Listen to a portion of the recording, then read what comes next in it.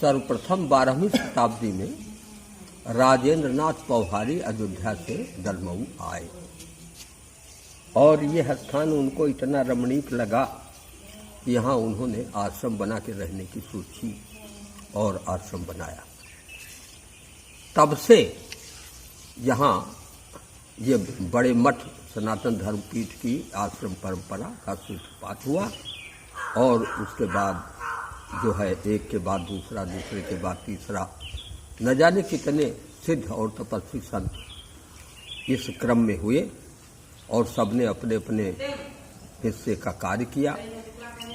इस मठ को उजागर किया, सनातन धर्म को फैलाया और इस प्रकार से 24वें हमारे महामंडलेश्वर स्वामी देवेंद्रानंद गिरि जी इस समय वर्तमान में विराजमान है।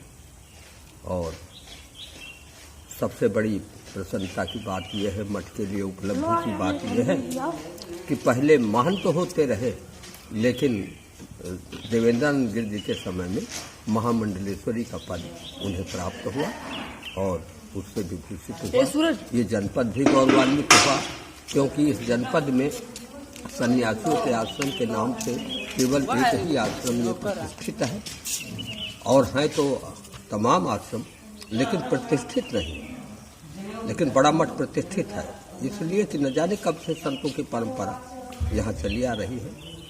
और दलमऊ तीर्थ होने के कारण, दलमऊ तीर्थ उस स्थान को कहते हैं, अगर हर स्थान से जहाँ से गंगा बहती है उसे तीर्थ नहीं कहा जाता। तीर्थ कहते हैं जहाँ पर जिस तट के किनारे योगियों ने साधना की हो, तपस्वियों ने तपस्या की हो, धर्माचरण संस्थापित किया गया हो महात्मा साधुओं के द्वारा, अगर ऐसी स्थिति किसी स्थान विशेष की होती है तो उसे तीर्थ कहा जाता है। और दलमऊ को तीर्थ में शुमार किया गया है। एक सीतापुर के कवि हैं जिन्होंने गंगाश्रम नाम से एक पुस्तक लिखी थी कभी, तो उन्होंने गंगा के किनारे किनारे के तीर्थों का वर्णन किया था जिसमें दलमऊ का भी वर्णन निहित है। और दलमऊ के बारे में भी उन्होंने लिखा है कि दलमऊ एक तीर्थ है गंगा के किनारे। तो इस प्रकार से इस स्थान की महिमा जो है संतों ने बढ़ाई, साधकों ने बढ़ाई, तपस्वियों ने बढ़ाई, धर्मानुरागियों ने बढ़ाई। तो इस प्रकार से ये तीर्थ बैठे, ये तीर्थ जो है स्थापित हुआ और तब से अब तक ये चला जा रहा है।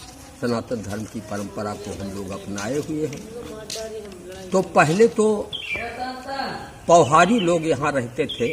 अब पौहारी कौन थे, सन्यासी थे कि कौन थे, वैष्णव थे, हम नहीं जानते। लेकिन उसके बाद नाथ परंपरा ने उस पर जो है आधिपत्य जमाया और फिर वहाँ नामपट जो लगा हुआ है उसमें योगेंद्र नाथ, फलाने नाथ, नाथ शब्द जरूर लगा हुआ है सबके साथ। तो नाथों की परंपरा रही और उसके बाद जो है गिरि नामक सन्यासियों की परंपरा यहाँ पर प्रारंभ हुई।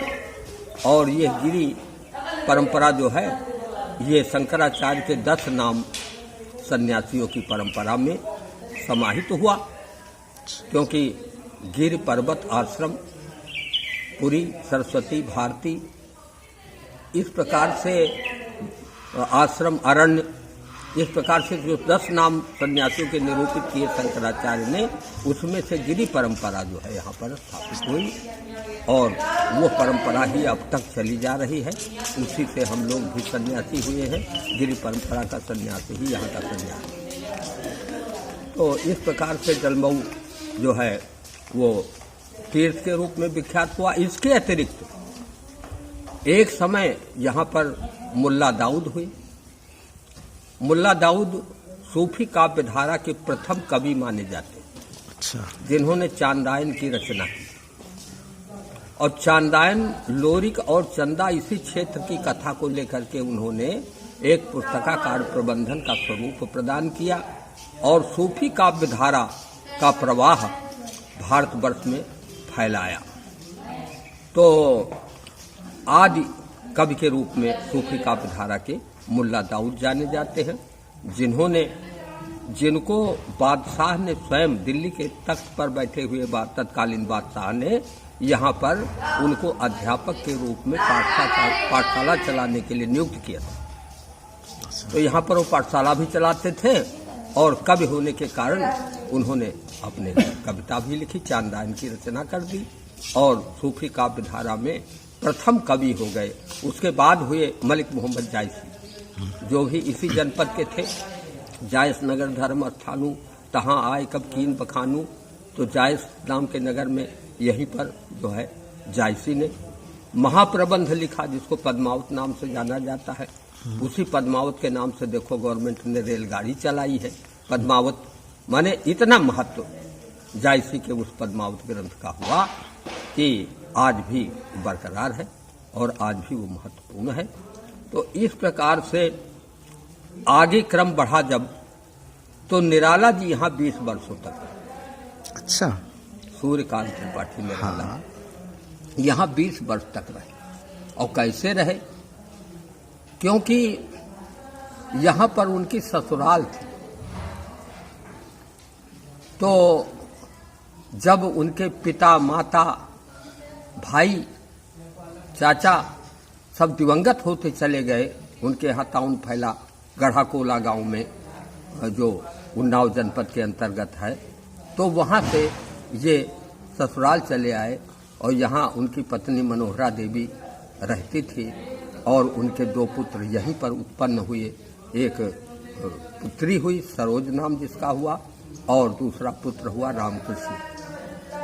ये 2 संतानों के बाद उनकी पत्नी असमय काल कवलित हो गई। तब उसके बाद फिर निराला जी ने विवाह नहीं किया, जबकि उनकी उम्र जो है वो 28 वर्ष ही उस समय थी। लेकिन उन्होंने ये संकल्प किया कि इन बच्चों के लिए हम विवाह नहीं करेंगे और इनका पालन पोषण करेंगे। अपने भतीजों का पालन पोषण उन्होंने किया और अपने बच्चों का पालन पोषण किया। इस प्रकार से निराला यहाँ रहते हुए 20 वर्ष तक रहे और 20 वर्ष में उन्होंने कुछ ऐसा अमूल्य साहित्य दिया साहित्य जगत को, जो आज भी जो है मूल्यवान कहा जाएगा। जैसे कुल्ली भाट। कुल्ली भाट यहीं के थे। उनका नाम था पथवारी दीन भट्ट। उनका घर अभी देखा जा सकता है। तो कुल्ली भाट के चरित्र को उन्होंने अपने लेखनी का विषय बनाया। और कब बनाया? जब उनके मन में ये आया कि किसी धीरोदात्त चरित्र को लेकर के कुछ लिखना चाहिए, ऐसा विचार उनके मन में आया। तब तक उनकी भेंट कुल्ली से हुई। कुल्ली के भेंट का वर्णन बड़ा ही हृदयोद्गार प्रकट करते हुए उन्होंने मनोहारिक रूप से किया है। और तब से कुल्ली का साथ जो पकड़ा, तो कुल्ली का साथ जीवन भर नहीं छूटा। कुल्ली उनके जीवन काल में ही मर गए। उस कथा को उन्होंने जो है कुल्ली भाट के नाम से रखा। इसके अलावा राजकलश उपन्यास या ये एक उपन्यास भी उन्होंने दलमऊ के इतिहास पर लिखा। और इसके अलावा एक जो है प्रख्यात गीत जो उनका है, बांधो न नाव बंधु पूछेगा सारा गाँव। इस गीत की रचना उन्होंने अपनी पत्नी की स्मृति में की कि ये वही घाट है जहाँ पर हमारी पत्नी स्नान करती थी और नहाया करती थी, गंगा के जल में प्रवेश करके हिलोल करती थी। और आज ये सब हमारे लिए सूना हो गया है। और इसी को अपने विचार को, भाव को व्यक्त करते हुए उन्होंने लिखा, बांधो नाव स्थाओ बंधु पूछेगा सारा गांव बंधु। तो इस प्रकार से निराला के साहित्य में दलमऊ का बड़ा योगदान है।